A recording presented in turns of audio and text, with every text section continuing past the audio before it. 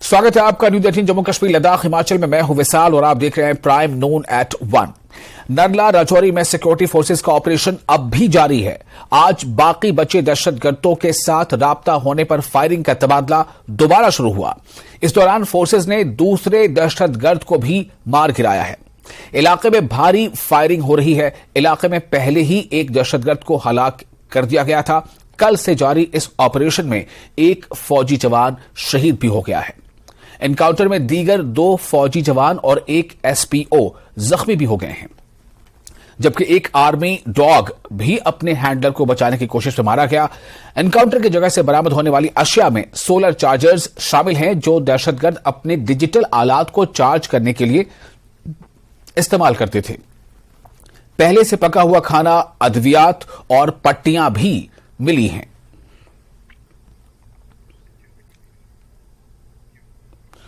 इस दौरान राजौरी ऑपरेशन में शहीद होने वाले फौजी जवान रवि कुमार को खिराज अकीदत पेश किया गया। इस सिलसिले में 150 GH राजौरी में एक तकरीब मुनक्किद हुई और इस मौके पर फौजी जवानों और अफसरान ने शहीद जवान रवि कुमार को खिराज अकीदत पेश किया। सिविल और फौजी अहदेदारों ने भी शहीद फौजी जवान को खिराज अकीदत पेश किया।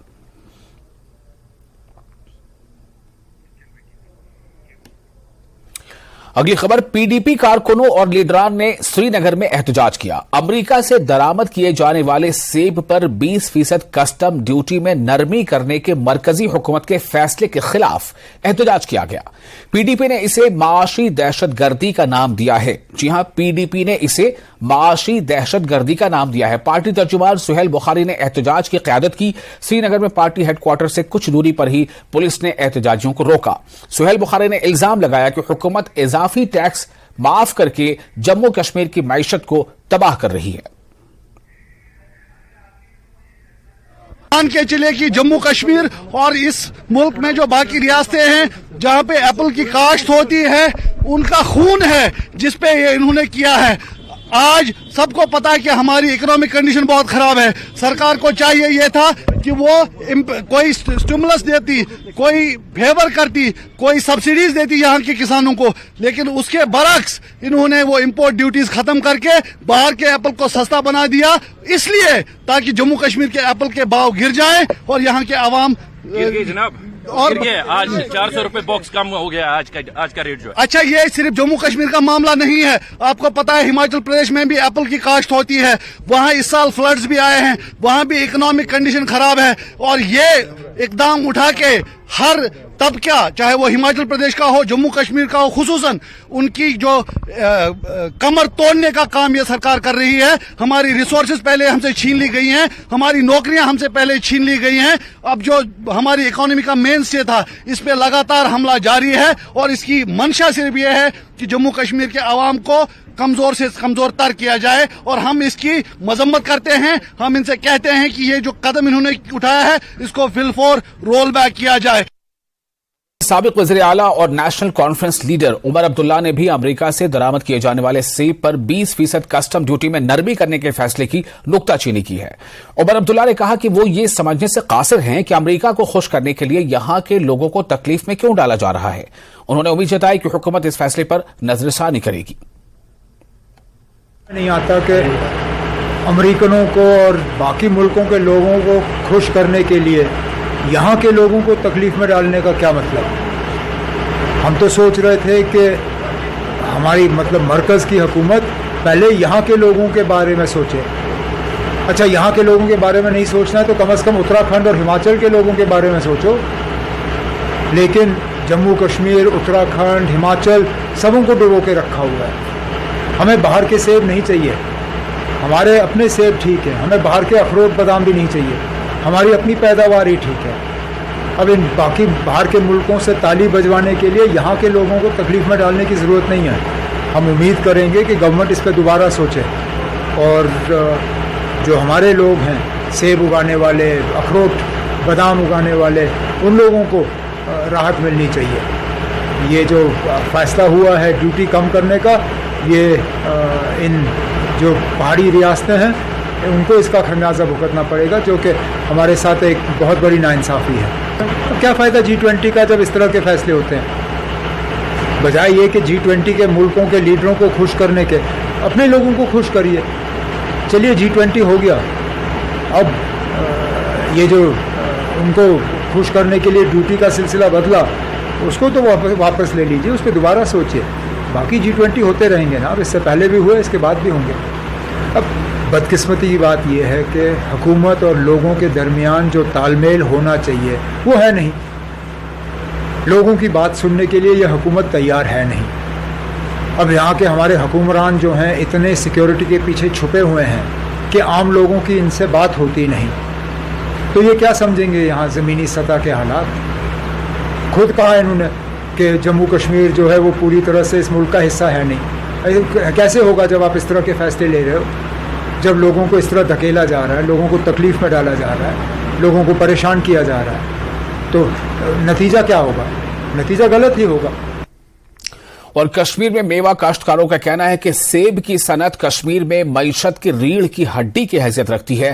काश्तकारों का कहना है कि अमरीकी सेब पर कस्टम ड्यूटी कम करने के फैसले से यहां की मेवा सनत पर काफी मनफी असरात मुरतब होंगे। उन्होंने अपील की है कि हुकूमत इस फैसले को जल्द वापस ले। सालों से जो हम ये क्या कहते हैं इसको, मतलब ना गरीबी की जो लेवल थी, जो गरीबी के जो आसार थे, उसको कम होने के आसार पाए जा रहे थे इस साल, क्योंकि फ्रूट भी ठीक ठाक था और हम एक्सपेक्ट कर रहे थे कि इस साल काफ़ी अच्छी रेट मिलेगी मार्केट में। लेकिन वाशिंगटन का जो एप्पल है वो अगर यहाँ कस्टम चार्जेस लो बेस पे आ जाएगा तो इससे कश्मीर की फ्रूट पे काफ़ी ज़्यादा असर पड़ेगा। देखिए, ये कश्मीर की बैकबोन है। कश्मीर के जो पढ़े लिखे बेरोजगार नौजवान है उनकी भी एक्सपेक्टेशन यही होती है कि जो कश्मीर का मेन रिसोर्स है वो एप्पल है, और एप्पल पे वो पूरा फोकस करते हैं। पूरे साल इस पे मेहनत की जाती है, बहुत सारी दवाएं लगानी पड़ती है, मतलब खाद डालनी पड़ती है, जो काफी कॉस्ट उसमें पड़ती है। लेकिन अनफॉर्चुनेटली जो सेंट्रल गवर्नमेंट ने ये डिसीजन लिया है कि वाशिंगटन के एप्पल पे 20% उन्होंने टैक्स कम कर दिया है, तो इसका मतलब यही है कि जो कश्मीर की जो एप्पल रिसोर्स है, जो यहाँ की बैकबोन है, उसकी कमर तोड़ दी जाए।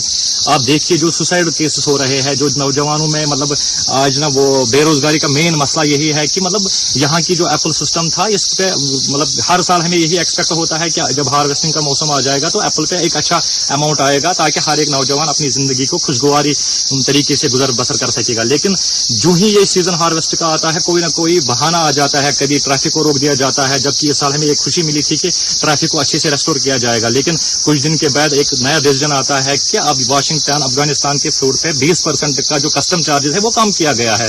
अगर देखा जाए कि पूरे का पूरा जो कश्मीर के लोग हैं, जो फार्मर्स है, जिसे हम कहते हैं, जैसे कि हमारे प्राइम मिनिस्टर जी कहते हैं कि 1 नेशन 1 लैंड 1 कंट्री, बट मैं कहता हूं कि 1 नेशन 1 फार्मर होना चाहिए। लेकिन जो ही अब ये न्यूज आ रही है कि वाशिंगटन का जो एप्पल है उस पर जो कस्टम चार्जेस है वो 20% लेस किया गया, तो आप देख सकते हैं कि जो हमारे मतलब कोल्ड स्टोर्स है, जो हमारे मतलब मंडियां हैं, जहां पे मतलब बड़े बड़े व्यापारी आते रहते हैं, हमारे अपने देश से बड़े बड़े व्यापारी आते रहते हैं, लेकिन वो यही कहते हैं कि कश्मीर का जो एप्पल है इसका कोई अब वो मान ही नहीं रहा है, उसकी अब वो वैल्यू ही नहीं रही है, क्योंकि फॉरेन कंट्री से एप्पल आ रहे हैं और उसका 20% टैक्स कम हो रहा है। और उसके साथ साथ उस एप्पल को व्यापारी ज्यादा लाइक करते हैं और उसको इम्पोर्ट भी किया जा रहा है। लेकिन अनफॉर्चुनेटली आप देखिए, ये हमारा अपना देश है, कश्मीर हमारा अपना है, और इस अपने कश्मीर को आप देखो, यहाँ का जो किसान है ये भारत का अंग है, ये भारत की बैकबोन है, भारत की इकोनॉमी का सबसे मेन रिसोर्स है। बट अनफॉर्चुनेटली मतलब मैं कहना चाहता हूँ एलजी एडमिनिस्ट्रेशन साहब को भी, हम सेंट्रल गवर्नमेंट को भी कहना चाहते हैं कि आप देखिए कश्मीर की सारी उम्मीदें बस इसी एप्पल पे है। और मैं से मौजवाना गुजारिश करते हैं, इल्तिमास करते हैं, और हम ये एक्सपेक्ट करते भी है उनसे कि वो जल्द जल्द जितनी हो सके कि इस टैक्स को वो वापस, इस डिसीजन को वापस ले। वो हमें वाशिंगटन के एप्पल से कोई लेना देना तो नहीं है, हमें कश्मीर के एप्पल चाहे, हमें कश्मीर के एप्पल को प्रमोट करना चाहिए, क्योंकि यही तो हमारा अपना देश है, यही तो हमारी जान है, हमारी रूह है, हमारी जिस्म है, जिसको जन्नत का मतलब एक टुकड़ा कहा गया है। लेकिन इस जन्नत के टुकड़े को अगर हम जहन्नम बना देंगे, हमारे एप्पल्स का जो ये सीजन है, हमारा जो एप्पल्स ये बैकबोन है हमारी, तो फिर हमें, मुझे लगता है कि आने वाले कल में हमें ये सारे पेड़ काटने पड़ेंगे। और इस पे पूरा फोकस होना चाहिए सेंट्रल गवर्नमेंट का कि उनको ये डिसीजन वापस लेनी चाहिए, ताकि कश्मीर का जो ये मेन रिसोर्स है, कश्मीर का जो ये बैकबोन है, ये फिर से एक बार स्टैंड हो जाए और पिछले 5 सालों में जितना कुछ हमने खोया है वो फिर से एक बार हम हासिल कर सके। और गडोल कोकरना अनंतनाग में एनकाउंटर शुरू। इब्तदाई फायरिंग में एक फौजी अफसर और पुलिस अफसर जख्मी। इलाके में सिक्योरिटी फोर्सेस का ऑपरेशन जारी। इस वक्त एक और अहम खबर आपको दे रहे हैं। खबर के मुताबिक ये काफी अहम खबर है। इस वक्त आपको बता रहे हैं कि इलाके में सिक्योरिटी फोर्सेस का ऑपरेशन जारी है और ये गडोल कोकरना अनंतनाग में ये एनकाउंटर की खबर है। ये दूसरी एनकाउंटर की खबर है जो इससे पहले हमने आपको दी थी राजौरी की। तो गडोल कोकरना अनंतनाग में एनकाउंटर, अनंतनाग में ये एनकाउंटर की खबर है जहां पर बताया जा रहा है कि एनकाउंटर फिर से वहां पर जो एनकाउंटर जारी है। इब्तदाई फायरिंग में जो शुरुआती क्रॉस फायरिंग हुई उसमें एक फौजी अफसर और पुलिस अफसर जख्मी बताया जा रहा है। इलाके में सिक्योरिटी फोर्सेस का ऑपरेशन भी जारी है। वो जो कॉर्डन ऑफ ऑपरेशन है या सर्च ऑपरेशन है ये भी जारी है। फिलहाल जो जानकारी मिली उसके मुताबिक अनंतनाग के गडोल कोकरना में एनकाउंटर हो रही है और जो शुरुआती जानकारी मिली उसके मुताबिक इब्तदाई फायरिंग में एक फौजी अफसर जख्मी बताए जा रहे हैं। और अगली खबर आपको देते हैं। सांबा जिले में कल रात से होने वाली मूसलाधार बारिश की वजह से नदी नालों में पानी की सतह बढ़ गई है और पानी का बहाव भी तेज हो गया। जिला सांबा के घगवाल इलाके में जम्मू पठानकोट नेशनल हाईवे पर हाईवे अथॉरिटी की जानिब से घगवाल नोनाथ खड्ड में एक पुल बनाया जा रहा था। रात भर की बारिश की वजह से वहां सैलाबी सूरत हाल पैदा हो गई और नोनाथ खड्ड में सैलाब की वजह से जेर तामीर पुल बह गया। इसकी वजह से लोगों ने हाईवे अथॉरिटी की जानिब से किए जाने वाले काम पर सवालात उठाए हैं। उन्होंने काम करने वाली कंपनी को ब्लैकलिस्ट करने का मुतालबा किया है। आज हम जम्मू की तरफ जा रहे थे तो मैंने देखा जहाँ पे जो नया ब्रिज नवनाथ आश्रम के पास बनाया जा रहा है, इसकी पानी रात को जो पानी आया उसके साथ बहुत बुरी हालत हो गई है। और ये काम जो है ये सबलेट काम किए जा रहे हैं, ना कि ये कंपनी खुद करा रही है। ये सबलेट करते हैं, आगे ठेकेदार किसी और को सबलेट कर देता है। उसी वजह से ये हालत है, ना इनके ऊपर कोई चेक करने वाला है। काम को टाइम पे देखा नहीं जाता। अगर टाइम पे इसको चेक किया होता तो ये मिट्टी के ऊपर जो पुल नहीं कभी बनते और ना ही इतना, इसके नीचे कम से कम 10 फुट गहरा जाना चाहिए था, जो कि मिट्टी के बिल्कुल ऊपर बनाया गया और नीचे से मिट्टी सारी बह गई और पुल उसके साथ ही बह गया है। तो हम तो यही अपील करेंगे कि जो सब स्टैंडर्ड काम हुआ है इस कंट्रैक्टर को भी जो है वो ब्लैक लिस्ट करना चाहिए और तो कंपनी को भी ब्लैक लिस्ट करना चाहिए जो ऐसे काम करवा रही है। और सांबा में गुज़श्ता रात पहाड़ी इलाकों में मूसलाधार बारिश की वजह से नदी नालों में तेजी आई है। आज सुबह सांबा के पहाड़ी इलाके में देवक नदी में सैलाब ने एक कार को अपनी लपेट में ले लिया। मूसलाधार और जो बारिश होती रही लगातार, जो खबरें मिल रही उसके मुताबिक ड्राइवर गाड़ी में मौजूद था। गाड़ी को पानी में फंसा देखकर कार ड्राइवर ने बड़ी मुश्किल से खुद को बचाया और किसी तरह से वो खुद को वहां से बचाकर निकाल पाने में कामयाब रहा और गाड़ी से बाहर निकला। इसके बाद दरिया में पानी का बहाव बढ़ गया और पानी गाड़ी को बहाकर ले गई। कल सुबह भी इसी जगह पर ऐसा ही वाकया पेश आया था। एक टीचर स्कूल जा रही थी, जैसे ही वो देविका नदी पार करने लगी तो कार को पानी ने अपनी लपेट में ले लिया। टीचर को मुश्किल से गाड़ी से बाहर निकाला गया मगर गाड़ी काफी आगे निकल गई।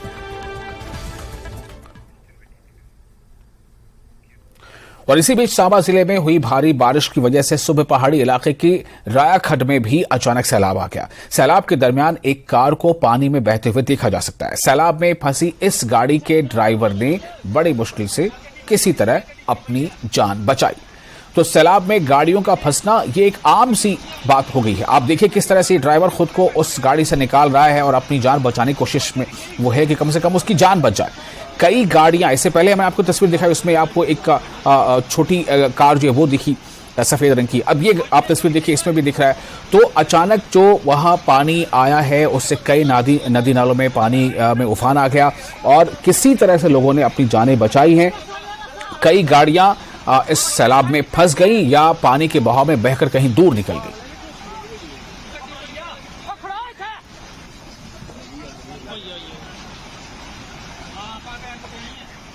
और फिलहाल एक छोटा सा ब्रेक लेते हैं। ब्रेक के बाद खबरों का सिलसिला न्यूज 18 JKLH पर जारी रहेगा।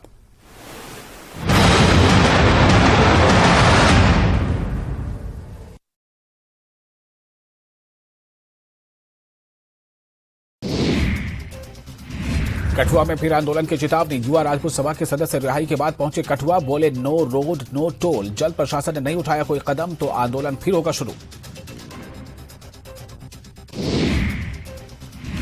बारामूला के सिंहपुरा पट्टन में श्रीनगर बारामूला एनएच पर सड़क हादसे में 2 युवकों की मौत। हादसा सामने से आ रही तेज रफ्तार सुमो गाड़ी की चपेट में आने से पेश आया। जम्मू में नॉर्थ टेक सिंपोजियम का आज तीसरा दिन। आज के कार्यक्रमों में आर्मी कमांड ले रहा हिस्सा। इस दौरान कई लोगों को किया जाएगा सम्मानित।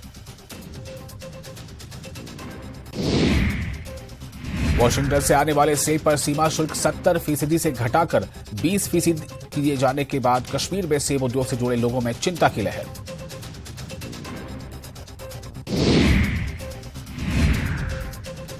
अमेरिका से सेब पर आयात शुल्क घटाने का मामला। सरकार के फैसले पर शोर मचाने पर बीजेपी ने विपक्षी दलों की आलोचना की। कहा सरकार ने यूरोपीय देशों के साथ व्यापार विकल्प बहाल करने की पहल की है। जम्मू कश्मीर में कुछ राजनीतिक दल अपना अस्तित्व खो चुके हैं, वे घबराकर बयान दे रहे हैं। आयुर्वेदिक पेट दफा तो रोग दफा।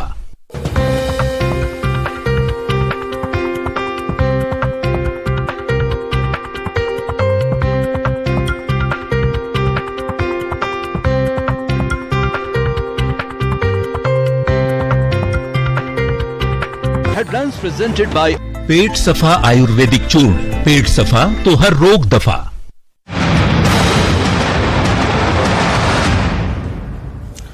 ब्रेक के बाद एक बार फिर आपका स्वागत है न्यूज 18 जे के एलएच पर। आप देख रहे हैं प्राइम नून एट 1। राजौरी ऑपरेशन में शहीद हुए फौजी जवान रवि कुमार का ताल्लुक जिला किश्तवाड़ के त्रिगाम गालीगढ़ से है।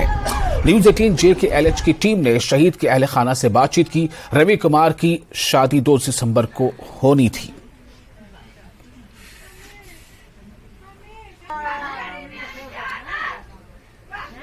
जम्मू कश्मीर के राजौरी के नारला गांव में कल सुरक्षा बल और आतंकियों के बीच में मुठभेड़ में जिला किश्तवाड़ का रवि कुमार जिसने शहादत दी है।